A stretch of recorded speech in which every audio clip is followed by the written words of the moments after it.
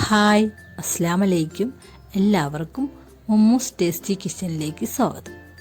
ഞാൻ ഇന്നിവിടെ തയ്യാറാക്കാൻ പോകുന്നത് ഉരുളക്കിഴങ്ങ് ഫ്രൈ ആണ് കേട്ടോ.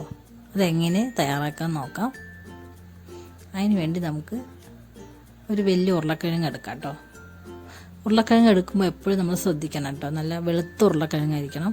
മഞ്ഞ ഉരുളക്കിഴങ്ങ് കൊള്ളൂല കേട്ടോ. അതൊരു മധുര ടേസ്റ്റ് വരും. അപ്പോൾ നമുക്ക് വറുക്കുമ്പോൾ ടേസ്റ്റ് ഉണ്ടാവില്ല കേട്ടോ. ഉരുളക്കിഴങ്ങ് ഒരു 3-4 പ്രാവശ്യം കഴുകിയിട്ട് കുറച്ച് നേരം ഒന്ന് വെള്ളത്തിലിട്ട് വയ്ക്കാം കേട്ടോ. ഇനി ഒരു കട്ടിയുള്ള ചീനച്ചട്ടിയിലേക്ക് കുറച്ച് എണ്ണ ഒഴിച്ച് കൊടുക്കാം. നമ്മളിത് പൊരിച്ചെടുക്കുന്നതാണ് കേട്ടോ. അതുകൊണ്ടാണ് എണ്ണ മാത്രം ഉപയോഗിക്കുന്നത്. ഒട്ടും വെള്ളം വേണ്ട. വെള്ളമില്ലാതെ ഈ ഉരുളക്കിഴങ്ങൊക്കെ അതിലേക്ക് ഇട്ട് കൊടുക്കാം.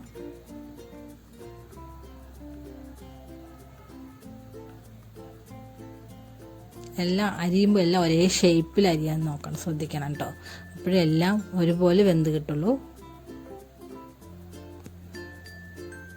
നമ്മൾ ഉരുളക്കിഴങ്ങ് ഇട്ടുടനെ ഒന്ന് ഇളക്കി കൊടുക്കാം.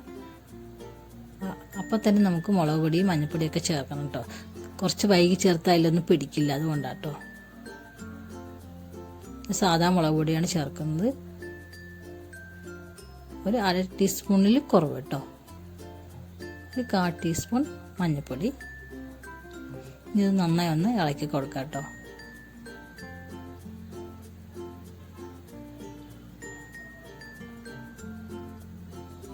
ഇനി ഒന്ന് ഇളക്കിയ ശേഷം നമുക്ക് കുറച്ച് ഉപ്പ് ചേർത്ത് കൊടുക്കാം. ഒരു 1/4 ടീസ്പൂൺ മതി കേട്ടോ.